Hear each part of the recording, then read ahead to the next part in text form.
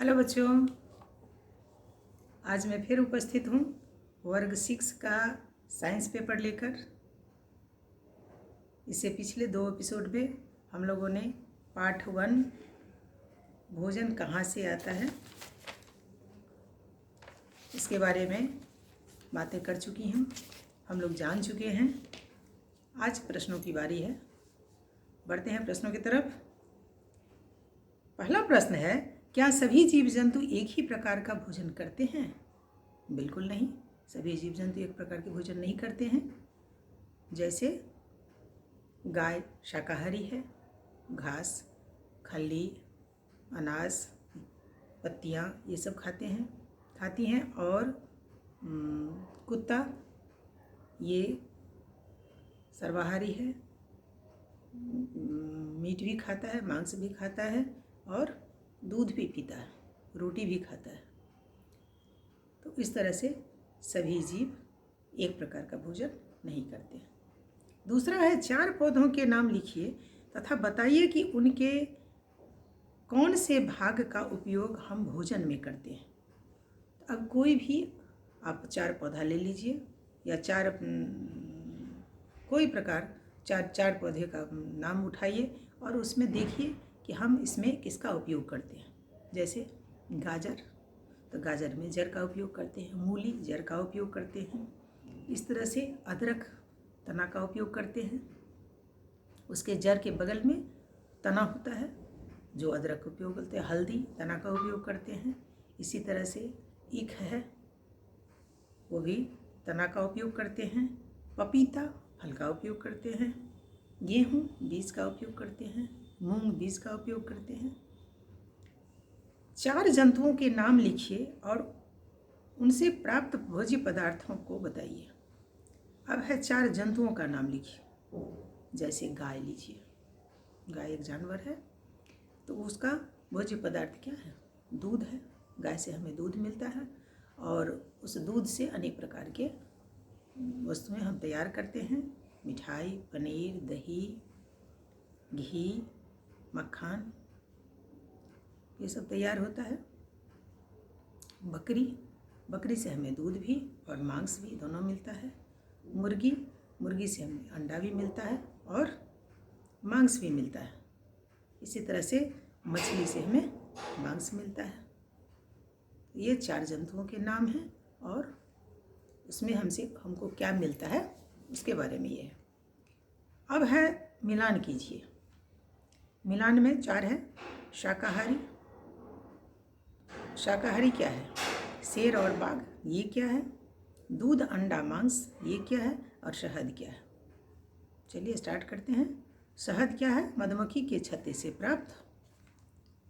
शहद प्राप्त होता है कहाँ से? मधुमक्खी के छत्ते से। दूध, अंडा, मांस कहाँ से प्राप्त होता है?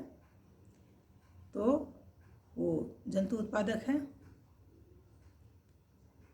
दूध, अंडा, मांस मांसाहारी जंतु है। दूध, अंडा, मांस जंतु से हमको प्राप्त होता है। शेर और बाघ ये मांसाहारी जीव है, मांसाहारी जंतु है। और शाकाहारी पादप और पादप उत्पादन खाते हैं। इस तरह से ये हम मिलान कर लेंगे। उसके बाद है फिल इन द ब्लैंक्स, खाली स्थानों को भरिए। हमें शक्कर हमको कहाँ से प्राप्त होता है? ईख से प्राप्त होता है। बंदर कौन सा जंतु है?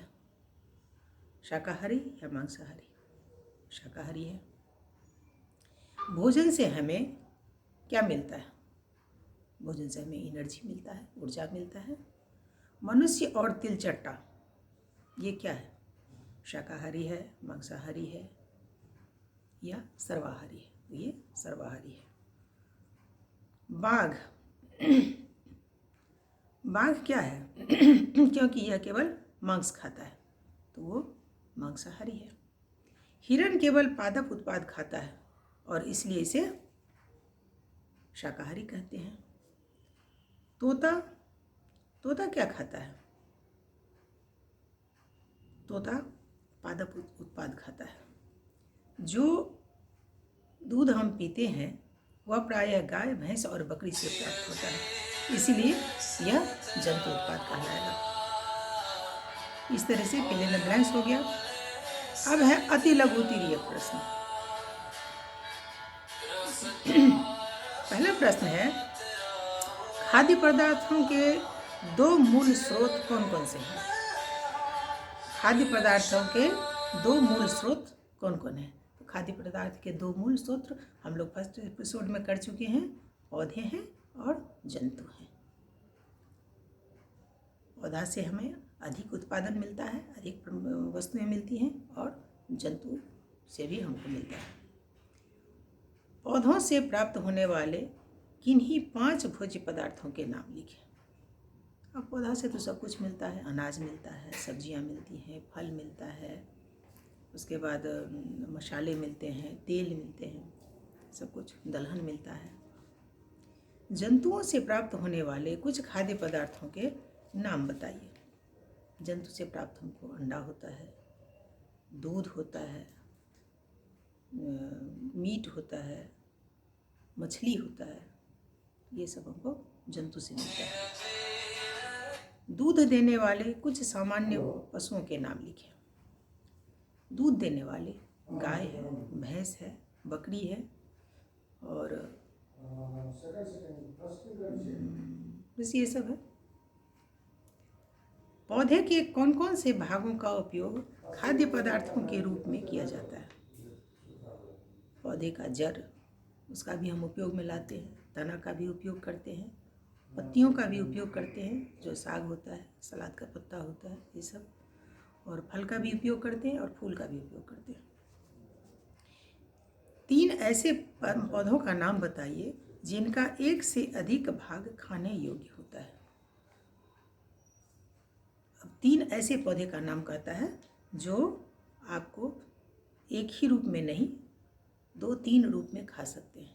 तो जैसे सरसों है, इसका हम साग भी बनाते हैं और इसके का मसाला भी बनाते हैं।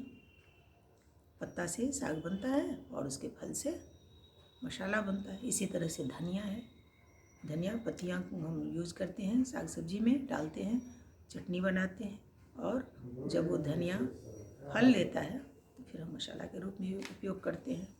इस तरह से चना होता है, जो चना सूखने पर चना का दाल बनता है, बेसन बनता है, अन्य प्रकार बनता है, और चना फूल से चना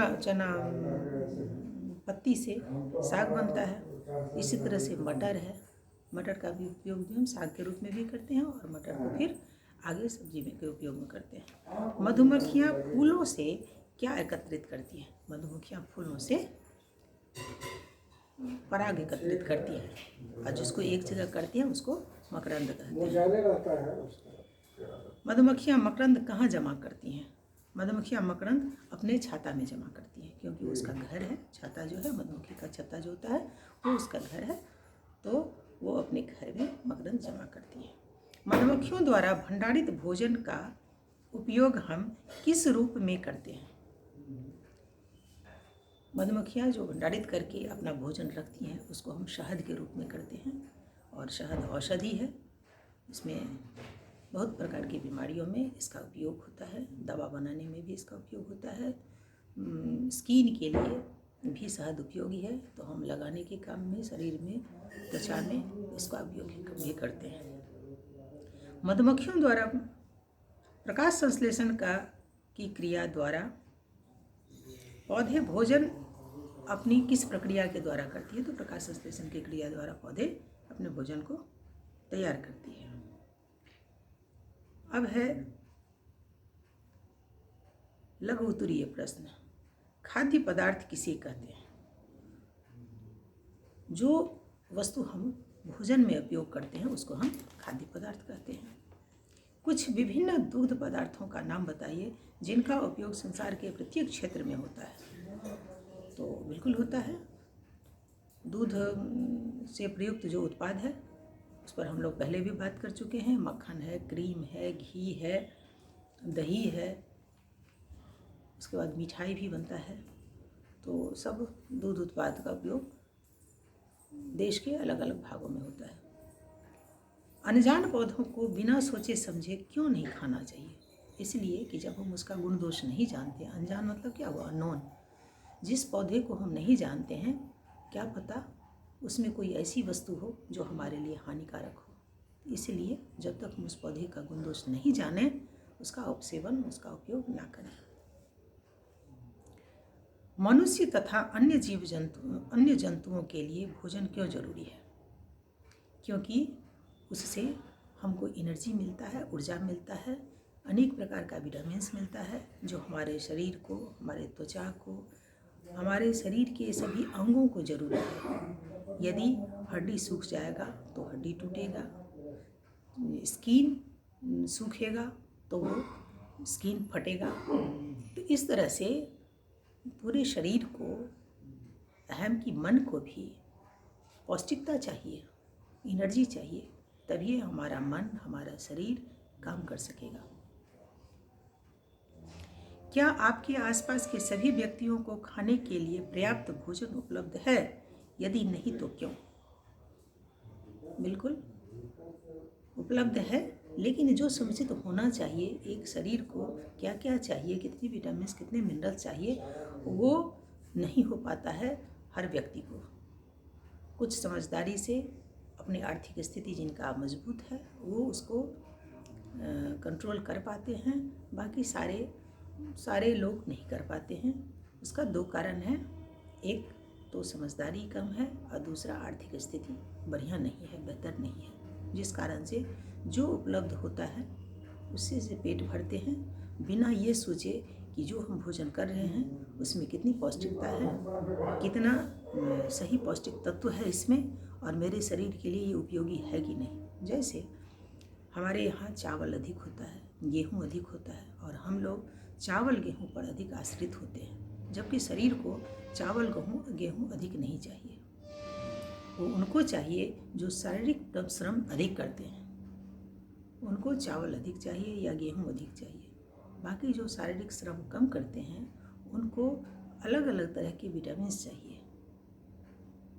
और चावल में और गेहूँ में कार्बोहाइड्रेट्स होता है, कार्बोहाइड्रेट शरीर को अधिक नहीं चाहिए, परंतु ये समझदारी सब में नहीं होती। तो ये एक समझदारी की कमी है, और दूसरा है कि उतना साधन नहीं है कि वो हर तरह का भोजन कर सके। निम्नलिखित को परिभाषित कीजिए। शाकाहारी। शाकाहारी वैसे शब्द हैं जो जीव सिर्फ पौधे या पेड़ से उत्पादित वस्तु को ग्रहण करते हैं, वो शाकाहारी कहलाते हैं। मांसाहारी जो दूसरे जंतु का मांस खाते हैं वो मांसाहारी कहलाते हैं। और सर्वाहारी वो जो मांस भी खाते हैं और शाक सब्जी भी खाते हैं, तो वो सर्वाहारी कहलाते हैं। मनुष्य तथा तिलचट्टे को सर्वाहारी जंतु क्यों कहा गया है? क्योंकि मनुष्य भी शाकाहारी और मांसाहारी दोनों का भोज्य पदार्थ खाते हैं, और तिलचट्टा भी यही करता है, इसीलिए उसको सर्वाहारी कहा गया है। प्रकाश संश्लेषण किसे कहते हैं? पौधे धूप में अपना भोजन तैयार करते हैं, उसमें पत्तियों में जो हरित लवण होता है जिसको क्लोरोफिल कहते हैं, उसके माध्यम से सूर्य की रोशनी पाकर कार्बन डाइऑक्साइड और जल की उपस्थिति में वो अपना भोजन बनाते हैं, उसी को हम प्रकाश संश्लेषण की क्रिया कहते हैं। इस तरह से हमने सारे प्रश्नों को लेने का कोशिश किया। मिलते हैं अगले एपिसोड में, तब तक के लिए धन्यवाद।